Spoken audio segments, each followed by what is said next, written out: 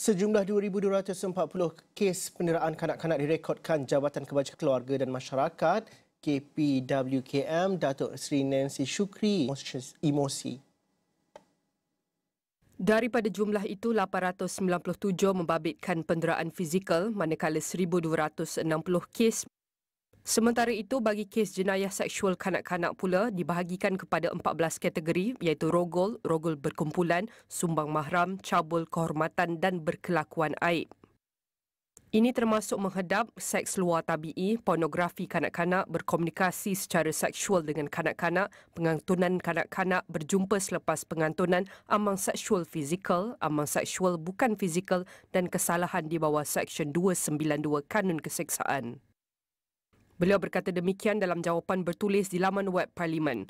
Beliau menjawab pertanyaan Syed Ibrahim Saidno, PH Ledang mengenai statistik kes seksual dan penderaan kanak-kanak serta langkah dilaksanakan bagi mengekang fenomena itu. Bagi menangani perkara itu, Nancy berkata kerajaan melaksanakan pelbagai inisiatif merangkumi aspek pencegahan, perlindungan dan pemulihan.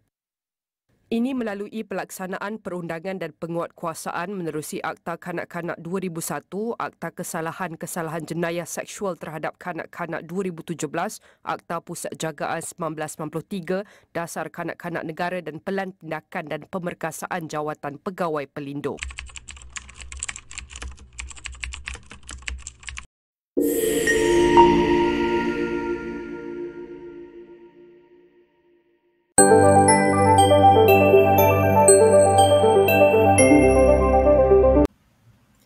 Assalamualaikum warahmatullahi wabarakatuh dan salam sejahtera. Saya Nurliana binti Abdul Halim, nombor matriks 302596. Saya akan menerangkan tentang kaedah pengumpulan data yang telah kami guna pakai untuk menyiapkan tugasan ini. Pengumpulan data merupakan proses sistematik dalam memperoleh dan mengukur maklumat dari pelbagai sumber untuk mendapatkan gambaran atau pemahaman yang jelas mengenai sesuatu subjek. Proses ini melibatkan pengumpulan maklumat yang relevan, tepat dan dapat dipercayai untuk tujuan analisis, penyelidikan atau pengambilan keputusan. Terdapat pelbagai kaedah pengumpulan data dan ini termasuklah kaedah pengumpulan data yang telah kami guna pakai untuk tugasan ini iaitu data primer dan data sekunder. Data primer. Data primer merupakan data yang diperoleh secara langsung dari sumber asal tanpa sebarang pemprosesan atau penukaran dengan pihak lain. Contohnya seperti tinjauan, soal selidik, wawancara, pemerhatian lapangan dan eksperimen yang dijalankan sendiri oleh penyelidik. Data ini biasanya unik dan khusus untuk keperluan kajian tertentu. Oleh itu, data ini mempunyai tahap ketepatan dan kebolehpercayaan yang tinggi kerana ia dikumpul terus dari responden atau subjek studi. Antara data primer yang telah kami guna pakai untuk tugasan ini adalah temu bual secara bersemuka dan soal kaji selidik secara atas talian. Untuk tujuan temu bual secara bersemuka, kami telah memutuskan untuk menemu bual Puan Lisa iaitu ibu kepada anak autism yang pernah menjadi mangsa dera sesuatu ketika dahulu. Manakala responden yang kedua pula adalah Puan Izian Hazwani Ahmad iaitu Ketua Penolong Setiausaha kepada Suruhanjaya Hak Asasi Manusia Malaysia Suhakam. Dan responden yang ketiga sepatutnya adalah Datuk Ayub daripada PDRM. Kami telah memohon untuk menemu bual Datuk Ayub secara bersemuka pada awalnya. Tetapi malangnya, temu bual itu tidak dapat dilaksanakan kerana Datuk Ayub ada lawatan ke Sabah. Jadi kami telah menukarkan temu bual bersemuka dengan Datuk Ayub ini kepada soalan kaji selidik secara atas talian, di mana kami telah menyiapkan set soal selidik secara atas talian kepada PDRM dan ianya telah dijawab oleh pegawai khas yang ditugaskan oleh Datuk Ayub untuk menjawab soalan tersebut. Selain itu, soalan kaji selidik atas talian juga kami telah mengadakan edaran soalan kaji selidik menggunakan Google Form melalui laman sosial seperti WhatsApp. Manakala untuk data sekunder pula merupakan data yang telah dikumpulkan dan diproses oleh pihak lain atau didapati daripada kajian terdahulu. Contohnya seperti laporan penyelidikan, data dari agensi kerajaan, jurnal akademik, buku rujukan, artikel berita dan pangkalan data online. Data sekunder lebih mudah diakses dan biasanya lebih murah serta kurang memakan masa untuk diperolehi jika dibandingkan dengan data primer kerana ia sudah tersedia dan boleh digunakan secara langsung. Tetapi data ini mungkin tidak sepenuhnya relevan atau tepat untuk keperluan sesuatu penyelidikan tertentu kerana ia dikumpulkan dengan tujuan asal yang mungkin berbeza. Antara data sekunder yang telah kami guna pakai untuk tujuan tugasan ini adalah yang pertama, laman web rasmi. Kami telah merujuk kepada laman web rasmi Jabatan Kebajikan Masyarakat JKM mengikut negeri dan tahun. Selain itu, kami juga telah merujuk kepada laman web rasmi untuk mendapatkan laporan dari Polis Diraja Malaysia PDRM. Selain daripada laman web rasmi, kami juga telah memilih untuk merujuk kepada jurnal akademik, artikel akhbar dan juga media massa seperti podcast, sedutan berita dan juga laman sosial. Walau bagaimanapun, kedua-dua jenis data ini memainkan peranan yang penting dalam penyelidikan di mana penggunaan data primer atau data sekunder bergantung kepada objektif kajian yang dijalankan, sumber dan masa yang ada serta keperluan untuk maklumat yang khusus dan segera.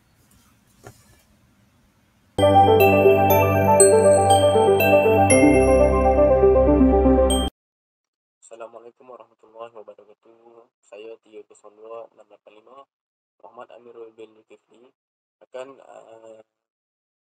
membentangkan sesi berkenaan dengan sesi perbincangan.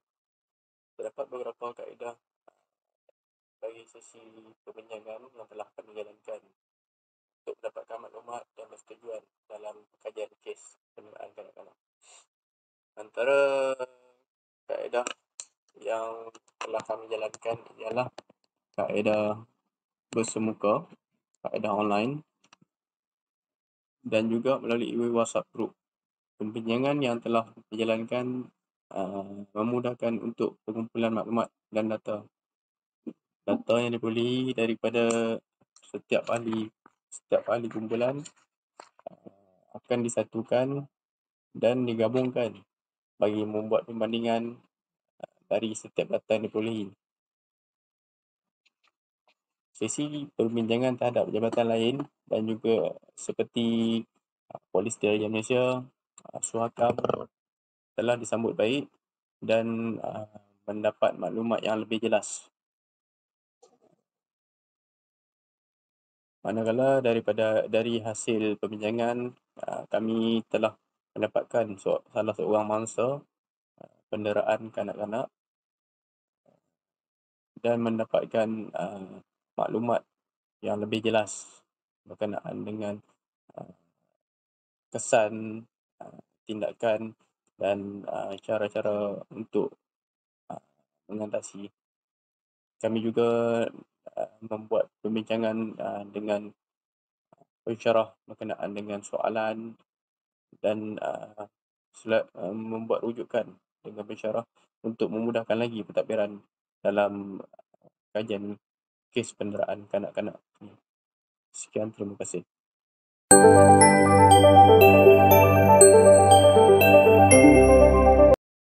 Berikut merupakan rujukan akademik dapatkan daripada website Jabatan Kebajikan Masyarakat dan Kementerian Pembangunan Wanita, Keluarga dan Masyarakat. Selain itu juga kita dapatkan maklumat daripada surat khabar online. Antaranya adalah Berita Harian, Sinar Harian, Kosmo dan media sosial melalui Facebook dan TikTok. Seterusnya, bagi mendapatkan maklumat yang lebih jelas, kita dapatkan maklumat melalui YouTube, podcast dan internet untuk mendapatkan maklumat yang lebih terperinci dan maklumat yang terkini berkenaan dengan kes-kes penderaan kanak-kanak yang berlaku di Malaysia.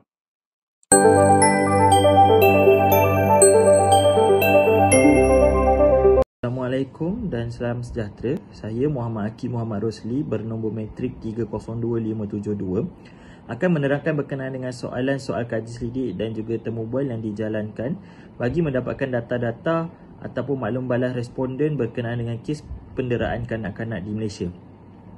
Bagi soal kaji selidik, kami menyasarkan 100 orang responden dengan memberikan 15 set soalan untuk dijawab bagi mendapatkan data-data. Kami menggunakan skala Likert iaitu sangat setuju, setuju, tidak pasti, tidak setuju dan juga sangat tidak setuju bagi mendapatkan dan mengumpul data atau mengambil rekod untuk dijadikan sebagai data kajian. Skala Likert digunakan bagi mendapatkan data-data yang tepat dan juga memudahkan analisis statistik berserta mudah digunakan dan difahami oleh pihak responden untuk menjawab soalan. Bagi soalan temu bual bersama Suhakam, Suruhan Hak Asasi Manusia Malaysia, kami memberikan 10 set soalan berkenaan dengan kes penderaan kanak-kanak. Antaranya adalah faktor-faktor yang menyumbang kepada peningkatan kes penderaan kanak-kanak di Malaysia dan juga data terkini yang diterima oleh pihak Suhakam itu sendiri berkenaan dengan kes penderaan kanak-kanak di Malaysia.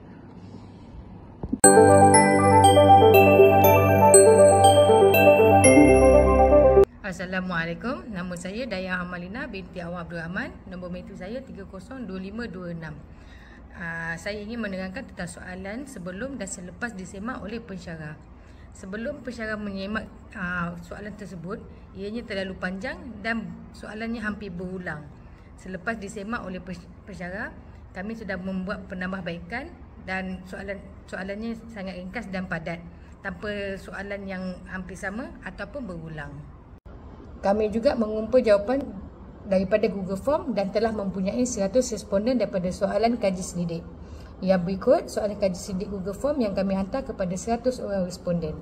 Pilihan jawapan juga disediakan seperti setuju, sangat setuju, tidak pasti, tidak setuju dan sangat tidak setuju.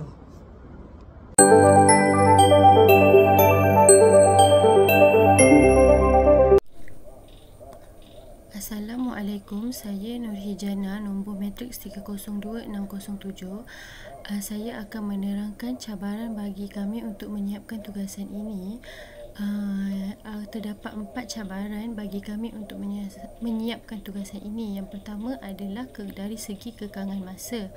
Hal ini kerana kami mempunyai job nature yang berbeza dan jarak antara kami juga jauh, iaitu 2 orang daripada ahli kumpulan kami yang menetap di Pening dan 2 orang daripada Selangor, manakala yang 2 orang lagi daripada Kuala Lumpur. Seterusnya adalah cabaran bagi kami adalah untuk sukar untuk mendekati dan mendalami kami punya responden kerana responden kami merupakan seorang kanak-kanak yang didera. Jadi mereka ini agak sukar untuk menjawab soalan dan mereka kurang faham apa yang kami lakukan.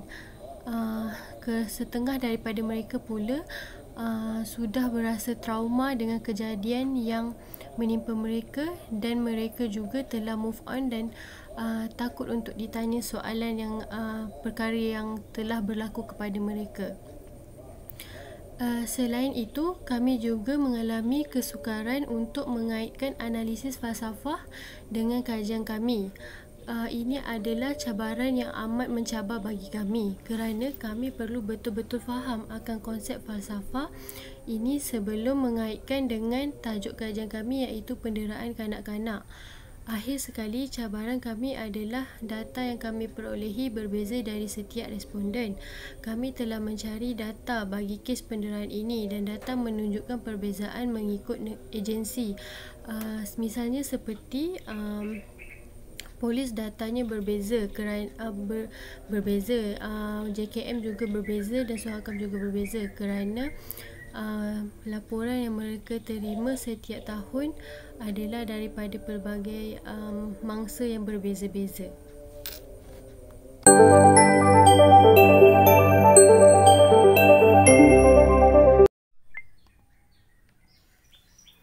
Manakala solusi bagi cabaran yang kami hadapi untuk cabaran yang tadi adalah pertama, bagi kekangan masa adalah kami membuat pembahagian tugas. Disebabkan kami mempunyai job nature yang berbeza, kami membahagikan tugas mengikut masa yang sesuai bagi masing-masing.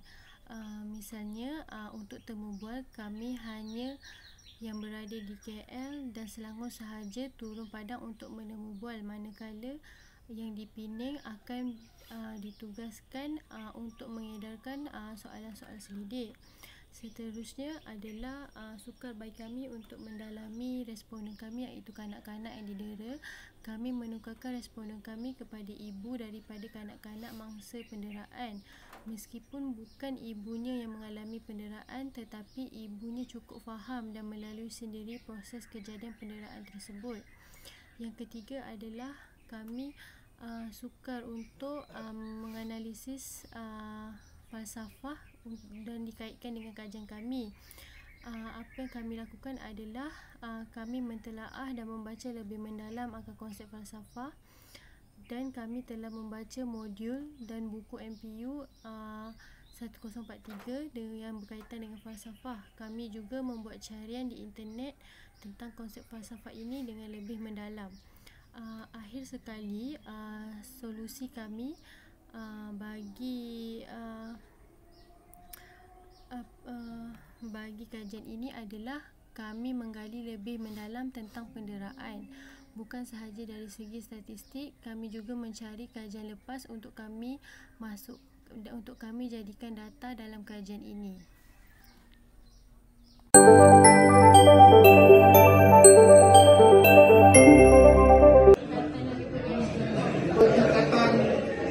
Dari tahun ke tahun sentiasa berlaku peningkatan. Itu sebab kami memilih membuat tajuk ini untuk mencari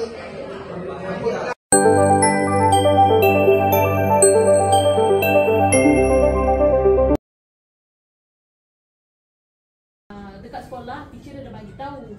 Teacher cakap tadi Noah jatuh. Dia cakap jatuh je.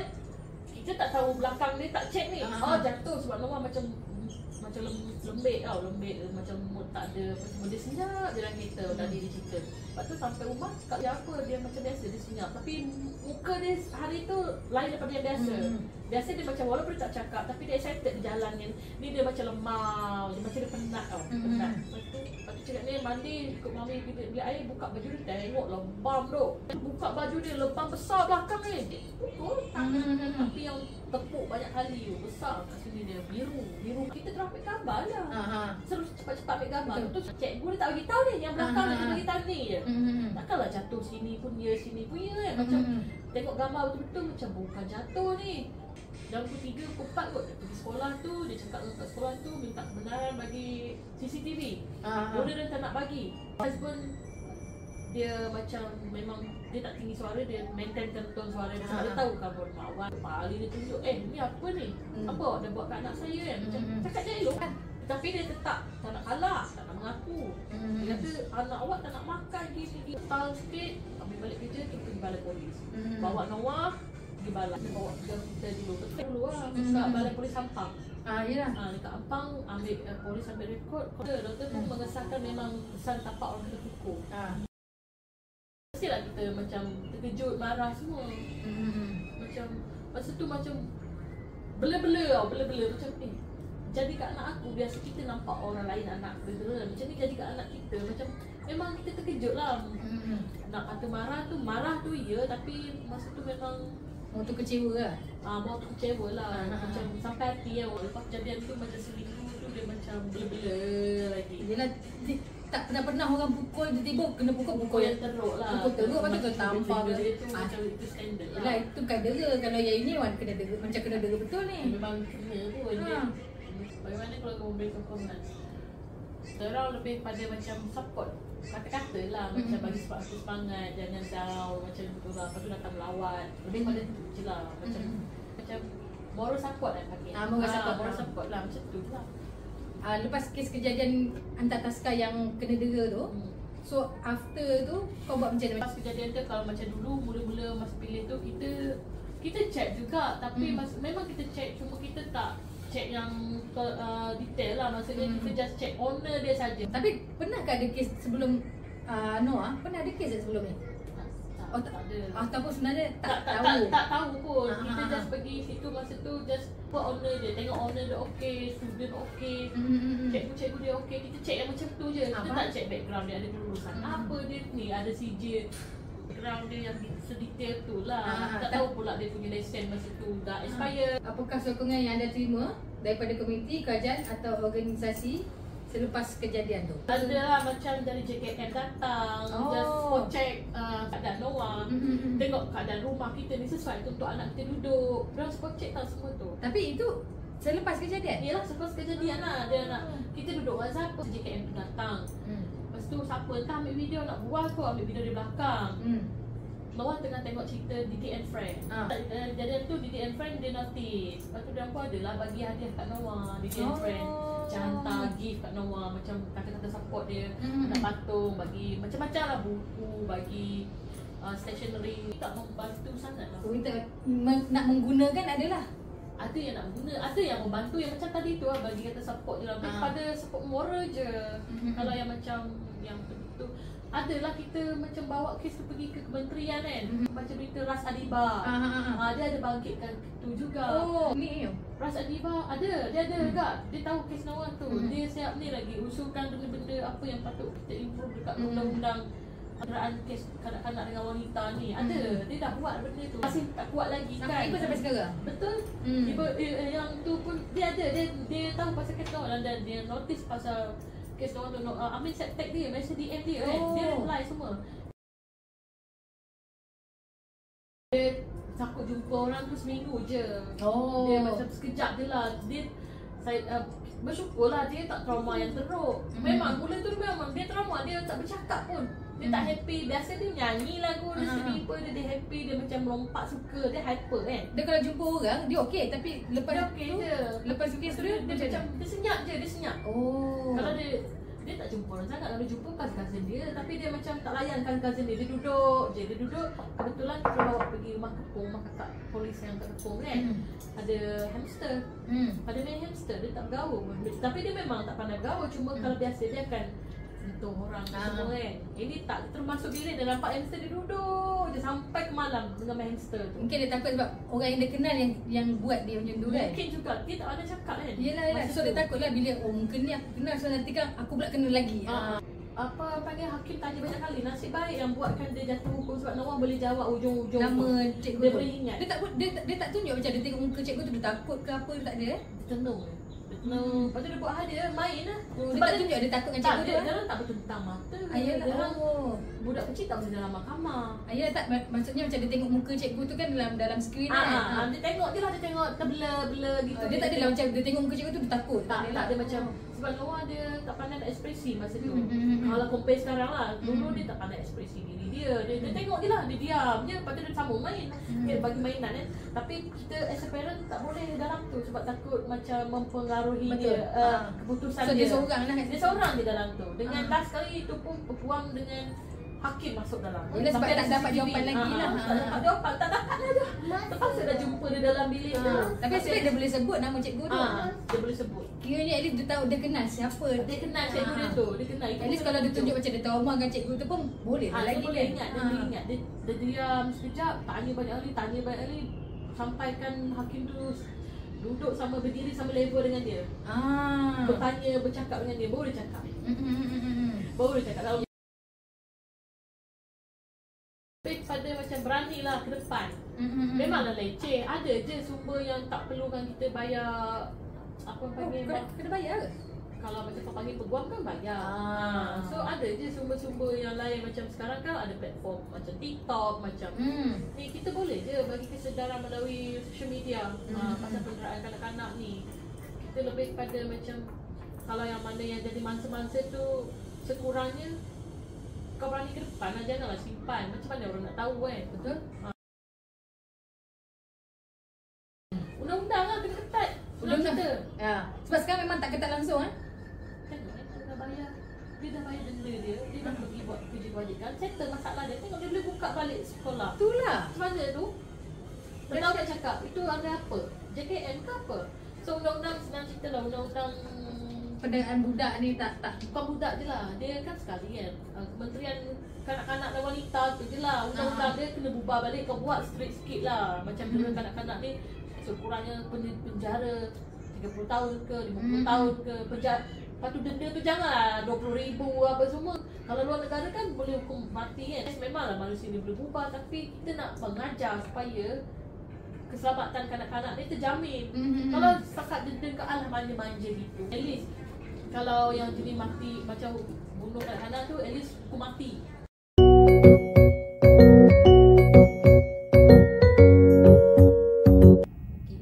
So isu penderaan kanak-kanak di Malaysia ni kita pergi kepada 3 angle tadi tu lah.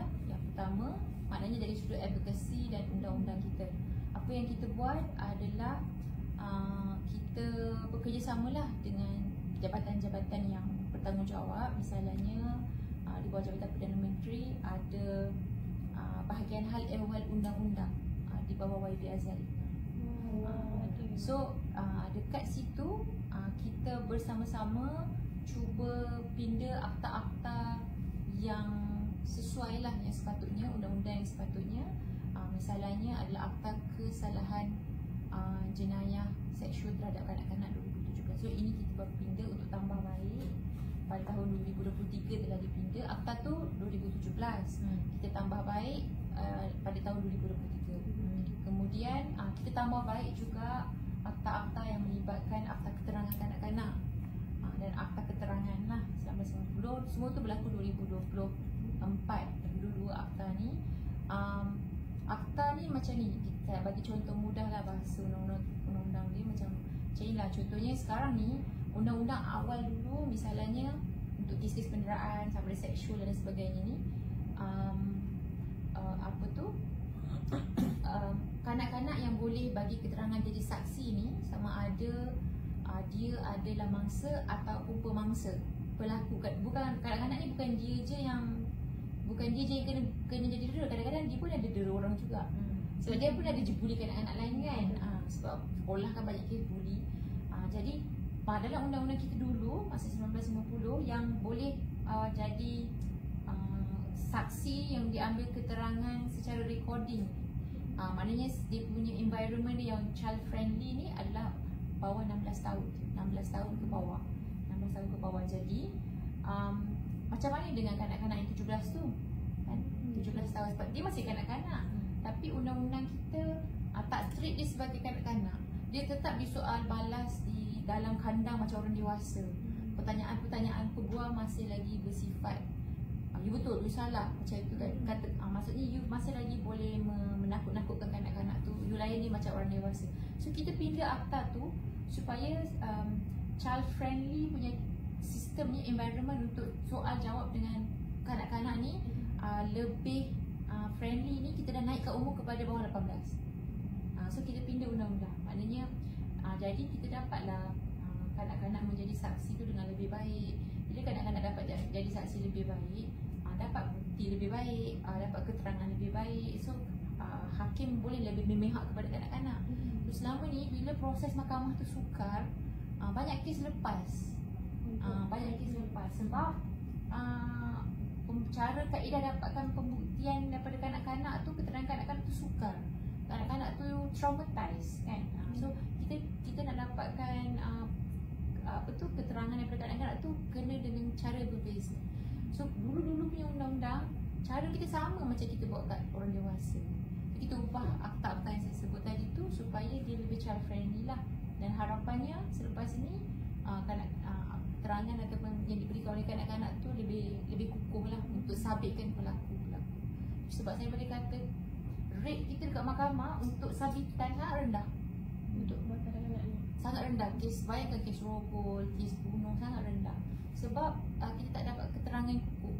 Sangat banyak kes yang datang pada kita penderaan, saya boleh katakan satu pun tak dekat di mahkamah. Sangat-sangat susah.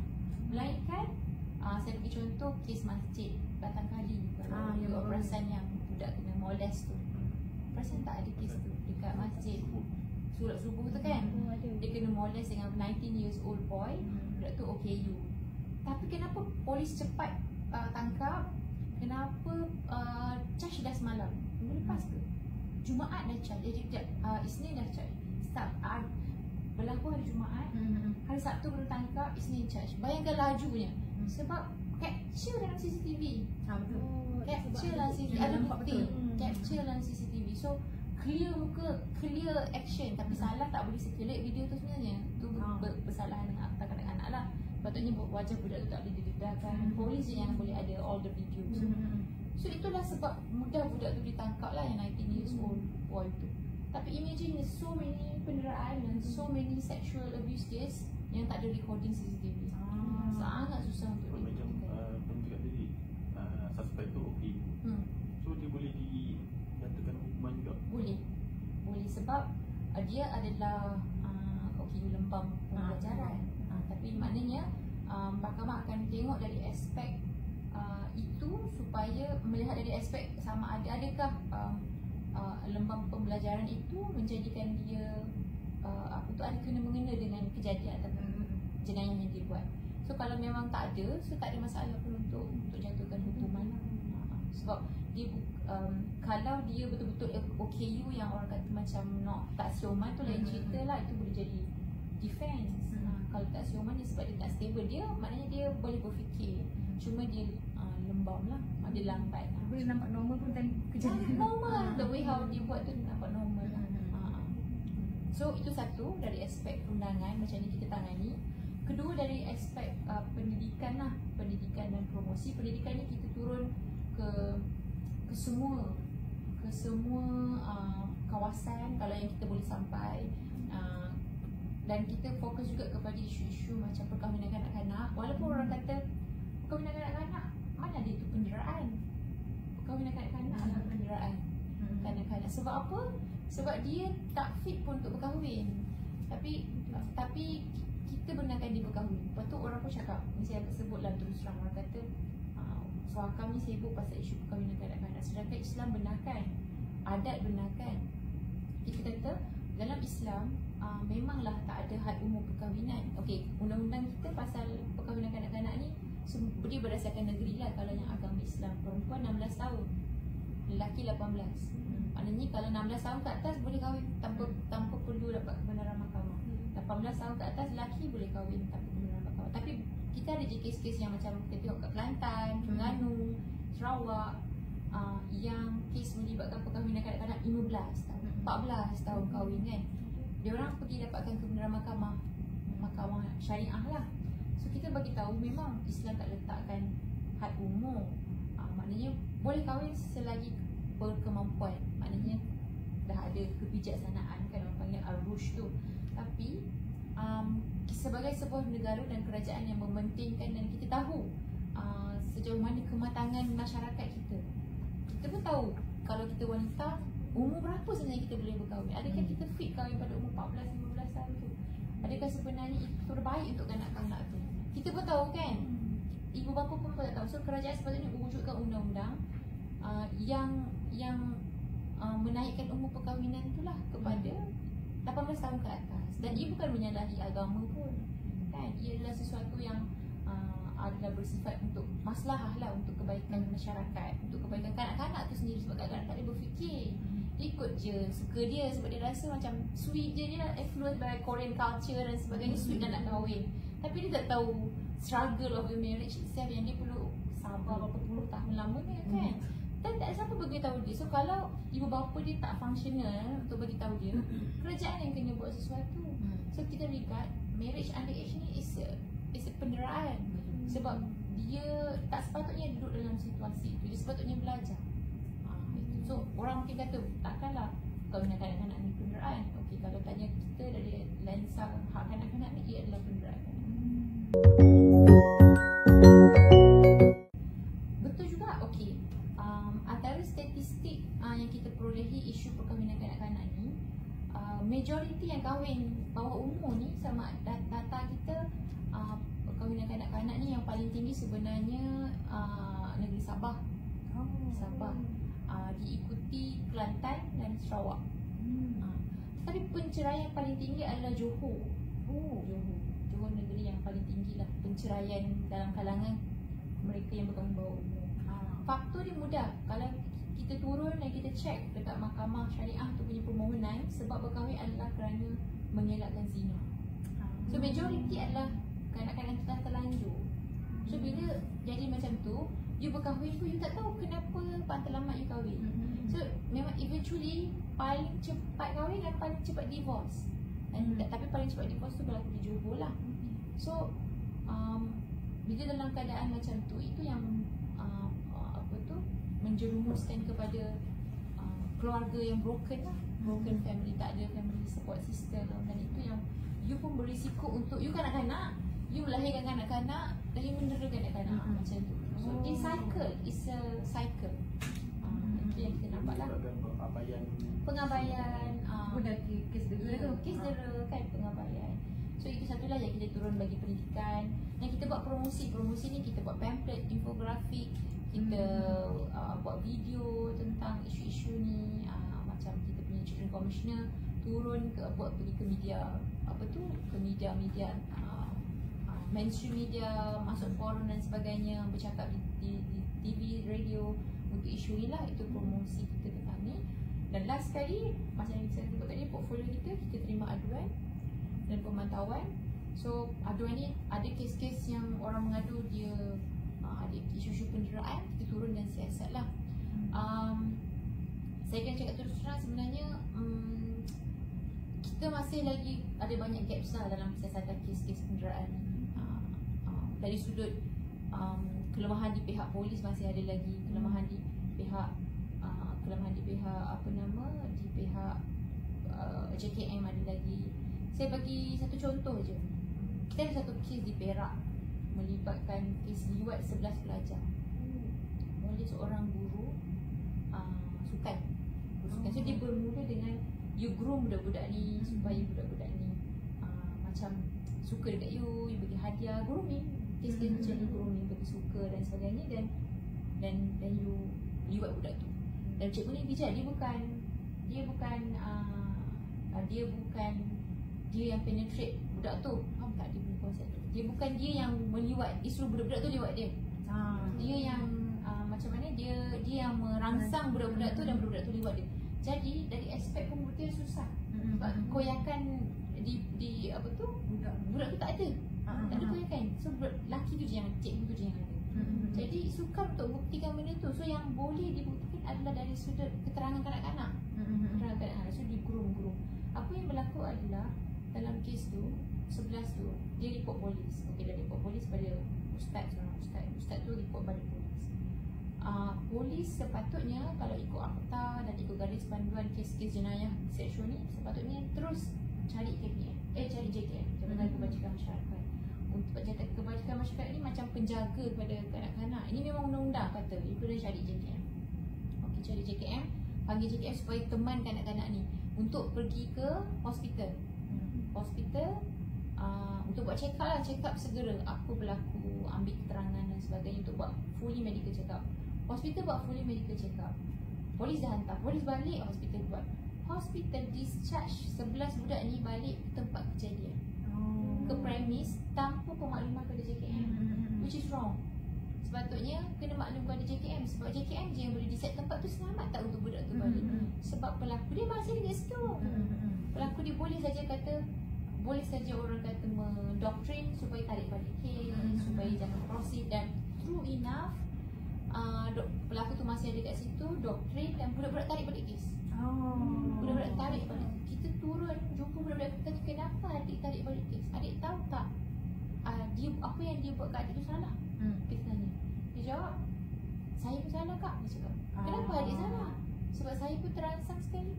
Yelah, sebab dah kena bela tu. Saya kata adik tak salah. Adik is kanak-kanak. You are young, you immature, you tak tahu dia buat tu apa. Kalau you terangsang pun it's not your fault. You are children. You being brainwashed. Oh tak, cikgu ni penting kat sekolah ni. Dia bawa funding, dia bawa dana, dia cikgu sukan, dia buat banyak perubahan. Kita orang rasa bersalah untuk buat cikgu ni digantung. So agensi-agensi ni saya rasa masih lagi lompong dalam siasatan. Sebab tu orang selalu kata suaka ni sibuk kacau polis, suaka ni sibuk kacau orang. Sebenarnya kita tak kacau, kita tegur supaya itu tambah baik kan. Kita nak cari kebenaran dan sebenarnya kita nak bantu yang sepatutnya kita bantu adalah budak-budak tu. So itu yang kita cakap dengan polis, sepatutnya macam ni, patut kita cakap dengan JKM, you bagi tak counselling untuk budak-budak ni supaya diorang boleh hidup normal. Kalau you tak bagi, so baru macam bila kita tegur, baru agensi buat. Itu kekurangan dia. Kita tak ada integration lagi dekat Malaysia ni. Yang macam dekat UK ada satu kes rogol, ada kes dera. Semua agensi akan tahu apa nak buat. Dia macam orang kata sana dah kuat lah. Dah kuat sistem tu. Satu kes masuk semua trigger, semua menyala apa yang patut buat. Ini kita kena, masa dia kena pergi tulis jumpa dengan Kementerian Pendidikan, tolonglah gantung cikgu ni. Tolonglah cikgu ni jangan ada kat sekolah. Kita pula begging dia. Kita yang kena pergi semua agensi ni, kenapa tak buat ni lagi? Kenapa cikgu ni masih kat sekolah ni? Betul. Sebab diorang tak ada lagi benda yang macam kalau ada kes dia. Ada kes, tak ada. Diorang kena polis. Apa-apa jenayah, polis, JKM pun rasanya masih setengah tepat je yang tahu JKM ada function dalam role macam ni. Kes macam contoh adik yang molested tu, JKM ada role dia. Betul. JKM kena bagi counselling pada dia. Tapi orang macam langsung tak sebut JKM kan. Sebenarnya polis tu je. Masjid pun kena ada role dia juga kan. So maknanya semua orang kena ada role masing-masing. Tapi bila kes macam ni, polis kan settle. Dengan polis settle, polis kena fikir semua. Sebab padahal kena dengan budak kan. Kena dengan budak. So sekolah tu masih ada budak tu. Cikgu tu datang mengajar. Sekolah pun tak buat apa-apa. Dengan sekolah ni boycott budak-budak yang report. Sekolah boycott budak lah cikgu. Cikgu ni kena bail dekat 100,000. Sekolah lah kena ni. Bukan, dia macam cikgu ni patut kena bayar. Cikgu-cikgu kumpul crowdfunding untuk lepaskan pelaku ni daripada jaminan. Kau budak-budak je kena brainwash, yang lain semua kena brainwash. Dengan satu sekolah kena brainwash. Cikgu-cikgu yang fund dia untuk dia lepas daripada sebab kalau tak boleh bayar jaminan, masuk lokap, duduk dalam, so bayar jaminan 100,000. Besar sungguh position dia kan. Besar padahal dia cuma cikgu sukan biasa di sekolah. Tapi dia sangat influence lah. Dia bagi orang kata berpengaruh di sekolah lah. To the point. So case now, dan dia berjaya, dan dia lawyer. Daripada 11 budak tu, hanya seorang je yang prosek kes. Allah. Seorang je yang seorang yang bertahan untuk prosek kes. So yang lain semua sama ada dah kena bayar atau sama ada dah groom brainwash. Kita pun tak boleh buat apalah. So kes dia tengah jalan ke macam mana? Tengah jalan lagi. Dan satu-satu kes kita memakan masa bertahun-tahun. Betul. Bertahun-tahun. Sebab budak tu tak jadi kanak-kanak dah. Budak tu dah jadi dewasa dah. Dan dia perlu repeat setiap kes tu berkali-kali bila ada soal sensitif, bila ada soal jawab bicara kan. So itu yang traumatized tu. Most cases budak-budak give up. Betul, sebab kalau dia dah lepas 18, dia dah tak give up, tak payahlah. Dia just nak move on ya. Betul. Biasa dah lepas umur 18 dah move on lah. Budak-budak yang kita jumpa tu, kita cakap adik-adik kena teruskan. Kak, saya nak move on. Saya tak nak fikir benda ni. Saya dah tak nak dah. Sebab dah track terlalu lama. So bila akak datang lagi akak tanya saya ni, dia traumatized saya. Okay. So banyak kes kita gagal di mahkamah because kanak-kanak dah give up. Betul. Ibu bapa pun give up. Ibu bapa ada kes-kes ibu bapa rasa dia part of the thing. Dia rasa dia bersalah. Dia rasa sebab dia gagal jadi ibu ataupun kes-kes macam tu. Contoh yang buat tu bapa, ada yang ibu tutup kes tutup bersekongkol. So anak tu tak ada support system. Bayangkan yang buat ayah dia, mak dia sokong ayah. Betul. So budak tu tak ada support system. Yelah, ada yang girlfriend, boyfriend, mak bapak yang buat juga kan. Another thing, kita pun buat monitoring. Kita turun-turun institusi. Dan mungkin orang nampak pun macam takkanlah itu penderaan. Kita institusi-institusi yang kita turun, misalnya rumah kanak-kanak, kita dapati ada kes-kes yang melibatkan macam kanak-kanak di rotan. Didisiplinkan secara keras. So rotan adalah penderaan kanak-kanak. Orang mesti cakap rotan tu dah, kita dulu kena rotan kan. Rotan is penderaan kanak-kanak. Sebab rotan pun penderaan. Sebab apa hak seorang ibu bapa tu ataupun hak penjaga untuk kita rotan? Siapa yang bagi kuasa kita merotan? Kan? Siapa yang bagi kuasa ni? Apa mandat kita? Kan? So dalam konteks Islam tu pun sendiri, selagi ibu bapa penjaga tu dia tak capai maksimum penjagaan kanak-kanak dan pendidikan, maknanya kita tak educate anak kita dengan betul, kita tak deserve rotan anak kita. Dia macam ni, you tak ajar dia betul, lepas tu dia buat salah, you rotan dia. Dia yang salah at the first place. Kita yang salah, kita yang fail sebagai parent. Kita tak rotan murid kita kan. Tapi kita rotan anak kita as a convenient. As a convenient nak menyelesaikan keserabutan, rotan-rotan macam tu. So itulah yang berlaku dalam sistem. Yang kita cuba nak sampaikan kepada masyarakat, kekerasan itu tidak akan mampu mengubah kanak-kanak atau jadi seorang yang berdisiplin. Sebaliknya, dia adalah konsep di mana penjaga tanggungjawab tu nak senang je. Convenience kan. Kita nak anak tu senyap rotan menangkulkan anak. So itulah konsep yang kita rasa orang tu banyak juga question kita ambil kes-kes rotan kat sekolah. Okey, KPM masih merotan lagi, Kementerian Pendidikan masih merotan.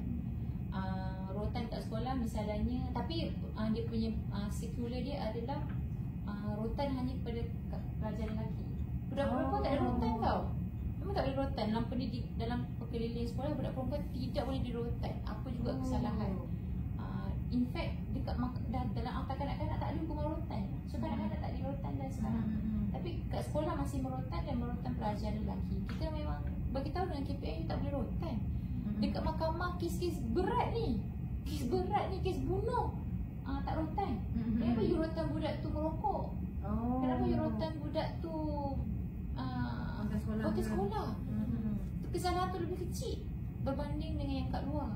So kadang-kadang yang masuk handle geni kita tak rotan, you rotan dia buat benda-benda macam tu. Tapi cikgu-cikgu of course dah tanya, apa tu, so apa mekanisme lain nak disiplin budak-budak. So itu yang kita beritahu, kita kena cari alternatif ini. Sebenarnya kita kena fikir, adakah budak tu akan jadi baik if you continue rotan dia? Adakah budak tu berubah atau dia just behave when you are around? Kan? So sebenarnya banyak benda yang perlu ditukar dalam sistem tu. So konteks penderaan tu pun sebenarnya lebih besar.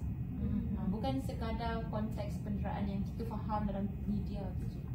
Tapi ia memerlukan perubahan paradigma lah, cara fikir lah. Barulah benda tu boleh difahami lah. Kalau selain daripada agensi tu, cabaran terbesar kita kapasiti kita. Kita pegawai yang kalau kita aduan, pegawai kita seorang je yang menjaga bahagian aduan dan nak kena selesaikan aduan yang masuk ni. Dan aduan yang masuk ni rencam isu dia. Bukan, kalau penderaan tu dia bukan satu konsep itu saja. Kanak-kanak tu ada juga isu pendidikan, ada juga isu kemiskinan, ada juga pelbagai isu. So dia rencam. Jadi kekangan untuk kita address kes-kes tu jadi agak lambat. Dan biasa masyarakat dia expect cepat kan, dia expect nak cepat jawapan. Tapi itulah yang berlaku. Cabaran kita is satu benda tu. Kedua adalah orang ingat kita ni macam polis, kita boleh tangkap orang. Ataupun orang yang kita JKM kita boleh bagi tempat perlindungan. Kita tak ada. Tugas kita pemantauan. Kita memantau agensi-agensi untuk buat kerja. Itu saja. Dan kita bagi pengesyoran. Kekangan yang lain adalah kita tak boleh paksa polis ikut cakap kita.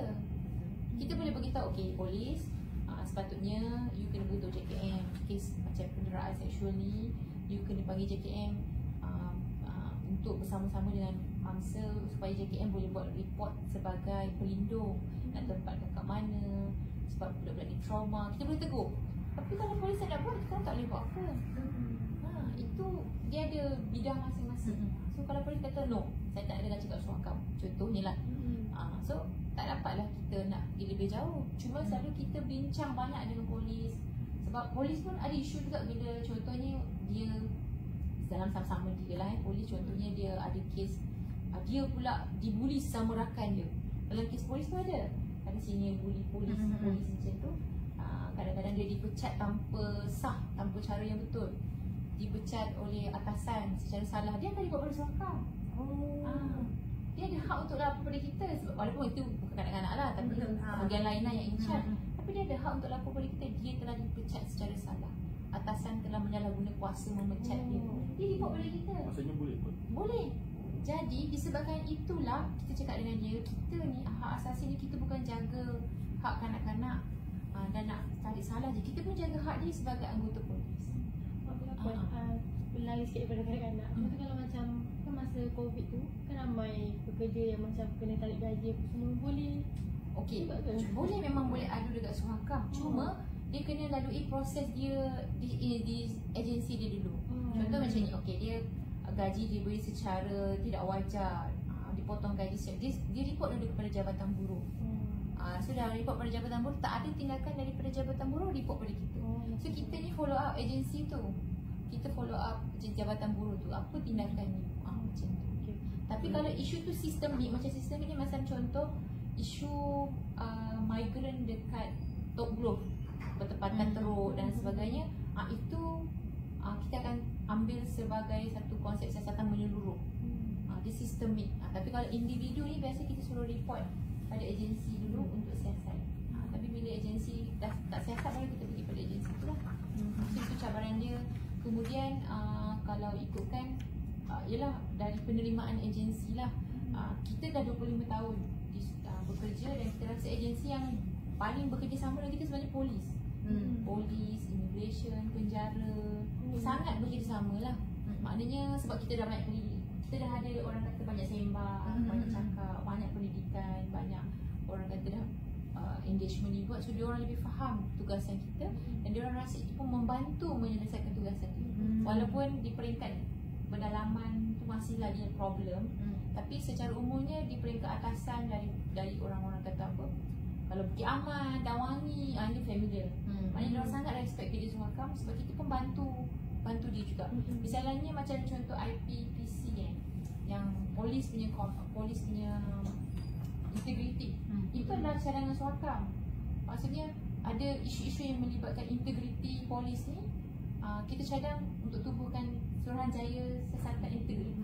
So polis pun setuju sebab itu pun nak bantu naikkan image dia di mata masyarakat, sebab dia ada satu integriti yang dalam institusi dia, agensi dia sendiri. So polis dah banyak jauh ke depan lah, walaupun banyak lagi orang kata penambahbaikan yang perlu lah. Tapi the hardest adalah yang baru-baru, agensi yang macam institusi yang macam kita baru nak tegur, macam pendidikan, dia masih rasa susah nak terima pandangan Suhakam. Sebab tu kita masih ada lagi syllabus yang tak relevan. Tengok budak-budak masih lagi tak faham apa yang diajar oleh guru-guru. Kes-kes kita masih ada lagi rotan di sekolah. Macam mana penjara tak rotan budak, sekolah rotan budak. Faham tak? Kita rasa ironi, penjara tak rotan budak-budak. Betul lah. Handling tak rotan budak-budak, sekolah rotan budak. Jadi ironi sangat. So dia cakap banyak kali dengan KPM, you patut rasa something wrong with your regulation, sebab tak ke arah kepentingan terbaik kanak-kanak. You masih lagi implement sesuatu yang menyenangkan you. Sebab rotan ni kan dari zaman kita dulu lagi. Daripada zaman dulu lagi. So diorang rasa macam rotan tu sangat normal dan biasa. Ya. Macam menyelesaikan masalah secara segera. Sebenarnya menyelesaikan masalah semua adalah melalui perbincangan.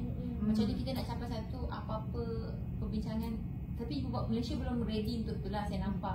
Even dalam sebuah keluarga, untuk kita dapat capai satu keputusan bersama dengan anak tu, kita bincang dengan dia, tak bagi dia faham kenapa hasrat kita A, B, C, D. Kita terus impose dan kita nak dia faham sebab kita rasa kita autocrat kan, tinggi daripada dia. Sebab rotan ni dia macam dulu-dulu pun saya kebun kan. Balik pada kebun memang dia akan bawa rotan. Standby kat rumah kan. So tak tahu pula benda tu adalah penderaan. Tapi kan dapatkan saya potong rotan tu. Kan? Tapi bila kita sebut macam Nabi tak pernah rotan, anak dia tak pernah rotan, anak dia dapat Nabi lagi sibuk daripada kita. Nabi tak pernah rotan. Tapi orang marah, orang akan cakap, siapa Suhakam nak cakap Nabi tak pernah rotan. Suhakam ni dah sibuk bela hak LGBT. Kita macam kebir-kebir kan. Okey. Akta kita ada dua akta yang spesifik bagi tahu apa kena buat. Pertama, akta kanak-kanak. Akta kanak-kanak, if you go by section 29A, semua masyarakat termasuk ibu bapa, kita ni semua, kalau kita syak ada kes penderaan, kita digalakkan melaporkan. Kalau nak lapor tu, kat siapa kita sebenarnya siap? Okey. Kita nak lapor. Kadang orang tak tahu. Tak tahu kan? Okey, kita boleh lapor sama. Pertama, simple memang polis lah. Polis. Kalau tak pergi pada polis, kita boleh pergi pada JKM. JKM di talian 1599. 15999. Itu ada 39 belakang. So semua, kalau kita syak ada orang kata macam nanti orang kata fitnah pula. Tak ada. Ini undang-undang ni melindungi kita.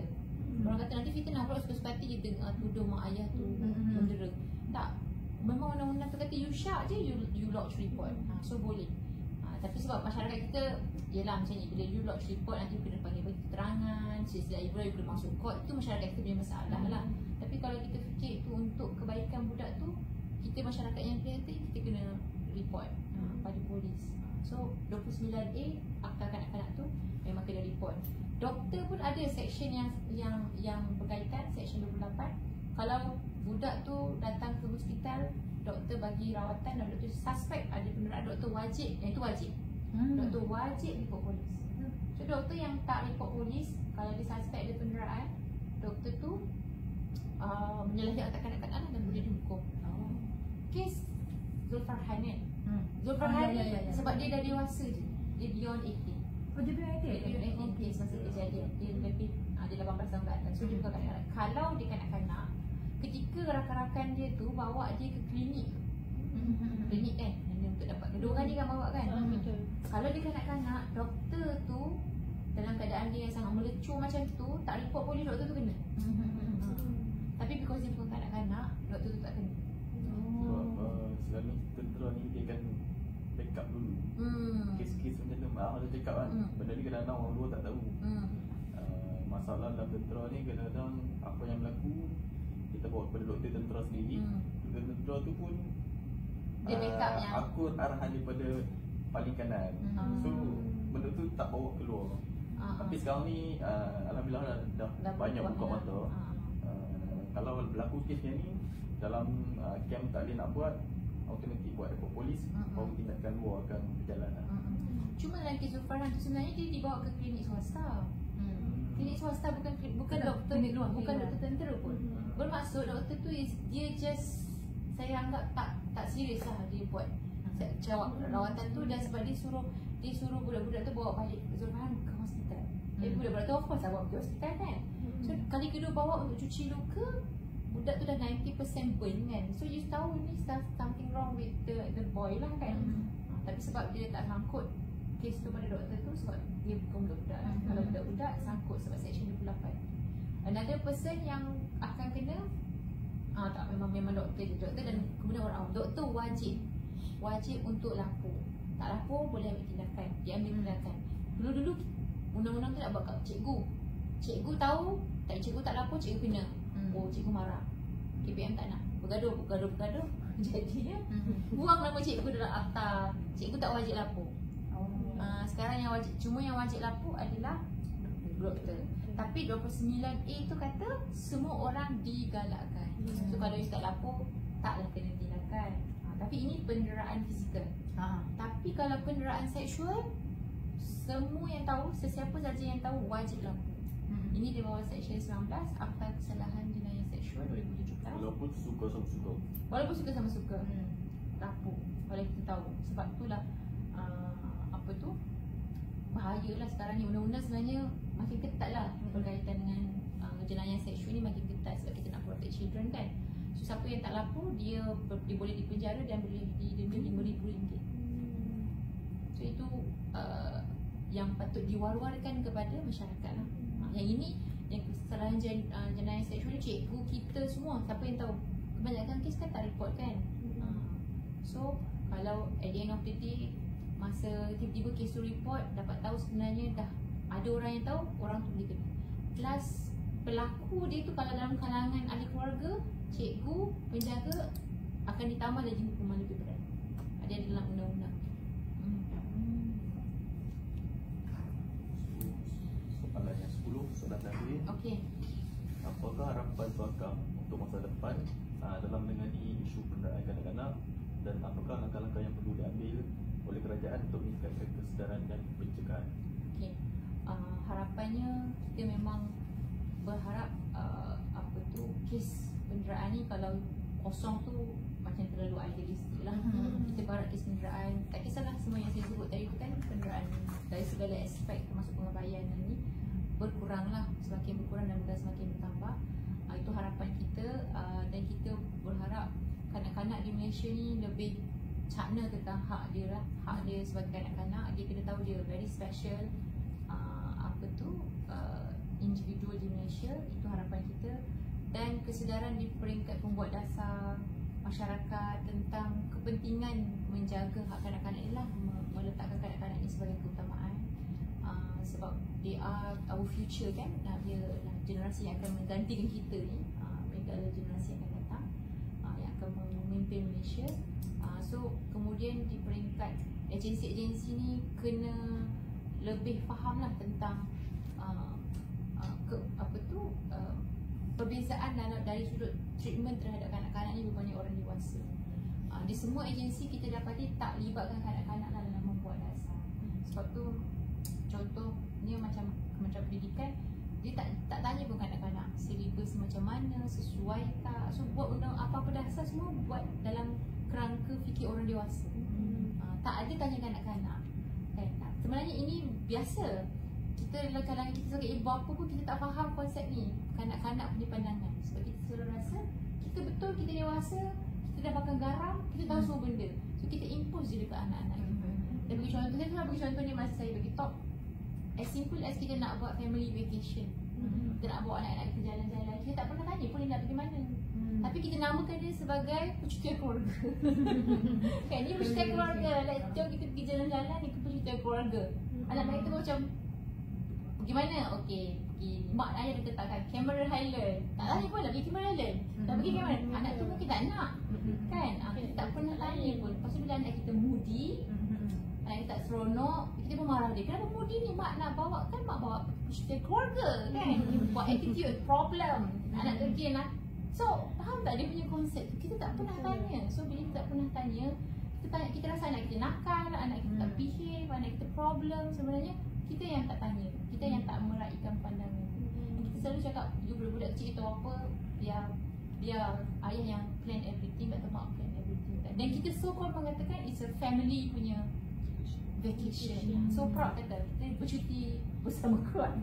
Sebenarnya itu percutian kita, itu percutian ibu bapa, percutian syok sendiri, dan kita rasa anak-anak kita happy kan?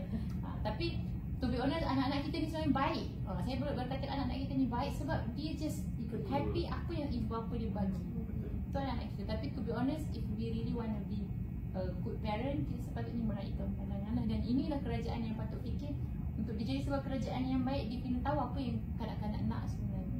Otherwise, dia impose saja dan kita akan hasilkan generasi yang follow je apa saja yang kerajaan buat, dan dia orang end up jadi generasi yang tertekan dengan terlalu banyak undang-undang, tertekan dengan polisi-polisi yang tak relevan pun untuk dia, tak jadikan dia manusia pun, ataupun tertekan dan akhirnya dia decide jadilah orang yang yang rebel, yang tak nak ikut apa yang negara nak lah.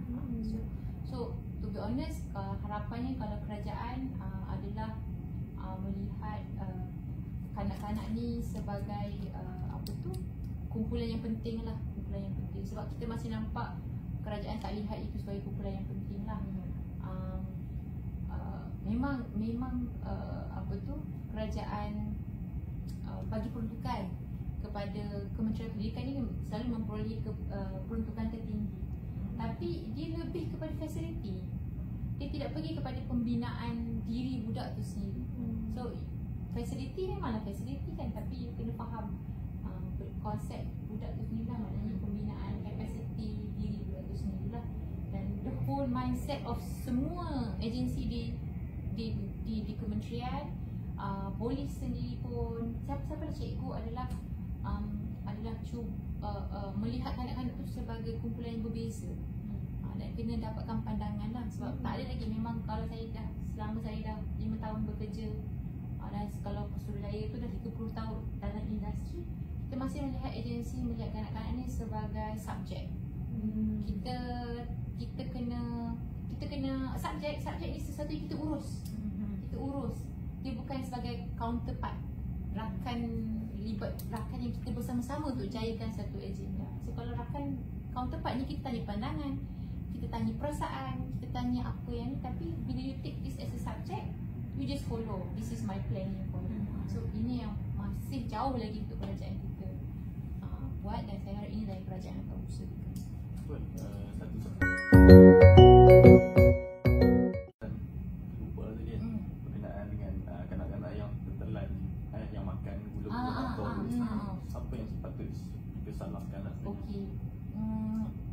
banyak aspek sebenarnya. Kecuaian lah, ada kecuaian. Tapi itu kecuaian ibu bapa juga, sebab macam mana budak tu boleh beli gula-gula tu kan, sebab ibu bapa tak kontrol ke apa yang anak dia beli, apa yang nak dimakan kan. So it's actually kecuaian ibu bapa lah, sebab cikgu pun tak tahu budak tu makan. Saya isteri saya cikgu. So dia beritahu kanak-kanak tu pun beli di luar kawasan sekolah. So memang tak ada siapa tahu, melainkan mak ayah yang buat regular checking lah pada anak-anak, beli apa tadi sekolah, makan apa tadi kat sekolah, regular checking kan. Tapi mak ayah tak sempat nak check budak-budak beli. Selain daripada tu sebenarnya is macam mana gula-gula ni macam ni lepas dekat dalam pasaran. Kenapa tak ada kawal, dari sudut orang kata kawal selia lah. Macam mana gula-gula ni boleh dijual, siapa yang bagi lesen, macam mana gula-gula yang macam karakter menakutkan lah gula-gula saya tengok kan. Macam mana karakter macam tu boleh masuk dalam pasaran kan. Siapa yang nak cakap tarikan tu mengerikan, tak nampak menyelerakan pun. Tapi kenapa budak tu beli, dan siapa yang benar, yang membenarkan dia dijualkan. So banyaklah aspek dari sudut itu, dari sudut kementerian ni lah yang kawal ni lah, apa orang kata, makanan tu, custom, lepas tu apa tu KPDNK yang mengawal harga barang, mengawal pelepasan benda-benda ni lah yang lesen.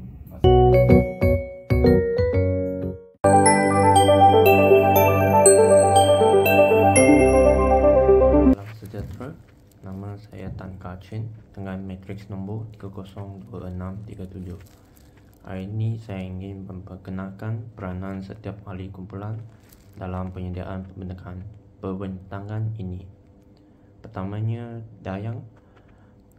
Dia memainkan peranan dalam menyusun soal selidik, menyunting video temu buah dan juga menjalankan analisis keseluruhan data. Akif pula bertanggungjawab dalam penyusunan data kajian, pencarian maklumat tambahan dan juga penyediaan infografik beserta slide pembentangannya. Selain itu, Liana akan menyediakan data melalui kajian literature dan turut menyumbang dalam penyuntingan slide pembentangan kami. Hijana telah mengumpul responden untuk temu buah, menggairkan analisis falsafah dan serta menyunting video temu buah dengan respondennya. Bagi saya telah menganalisis faktor penderaan, mendapatkan responden untuk soal selidik dan juga bekerjasama dengan Akif dalam menghasilkan infografik yang komprehensif. Bagi Amirul, telah menjalankan temu buah dengan agensi berkaitan seperti PDRM dan juga menganalisis cadangan intervensi untuk memastikan setiap pandangan dianalisis secara menyeluruh.